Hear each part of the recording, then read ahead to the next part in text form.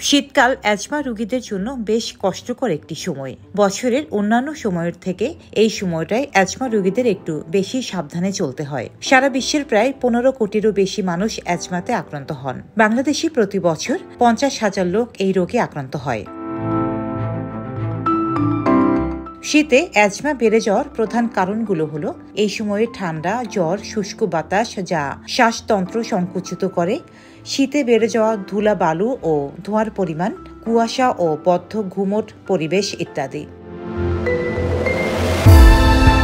শীতের সময়টায় আবহাওয়া শুষ্ক আর ধুলাবালুর প্রকোপ বেড়ে যায়, তাই অ্যাজমা প্রতিরোধে সবচেয়ে বেশি সতর্ক থাকতে হয়। শীতে অ্যাজমা রোগীরা সুস্থ থাকতে যে বিষয়গুলো মেনে চলবেন সেগুলো হলো: ধুলা থেকে দূরে থাকুন। অ্যাজমার সবচেয়ে বড় শত্রু ধুলা, আর তাই যতটা পারা যায় এটি এড়িয়ে চলতে হবে। ধুলামুক্ত, নির্মল ও সুন্দর পরিবেশে থাকার চেষ্টা করুন।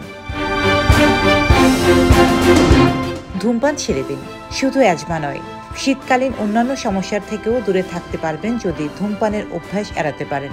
বিশেষ করে শুষ্ক কাশি থেকে মুক্তি পাবেন। তাই যদি সুস্থ থাকতে চান তবে বদলে ফেলুন ধূমপানের বাজে অভ্যাস। নিয়মিত শরীরচর্চা করুন। সুস্থ থাকতে শরীরচর্চার বিকল্প নেই। শীতের দিনে প্রতিদিন অল্প সময় হলেও ব্যায়াম করুন, এতে অ্যাজমা নিয়ন্ত্রণে থাকবে। শীতে ঘরদোর পরিষ্কার পরিচ্ছন্ন রাখার পাশাপাশি লেপ, তোশক, বিছানাপত্র, বালিশ ও ঘরের কার্পেট, ম্যাট ঘন ঘন রোদে শুকাতে দিন। ঘন ঘন হালকা গরম পানি পান করুন, এতে শ্বাসনালীতে তৈরি হওয়া কফ পাতলা থাকবে। এতে করে কাশি কমবে, শ্বাসকষ্ট কমবে। চিকিৎসকের পরামর্শ অনুযায়ী নিয়মিত ওষুধ খান। ডেস্ক রিপোর্ট, সাম্প্রতিক দেশকাল।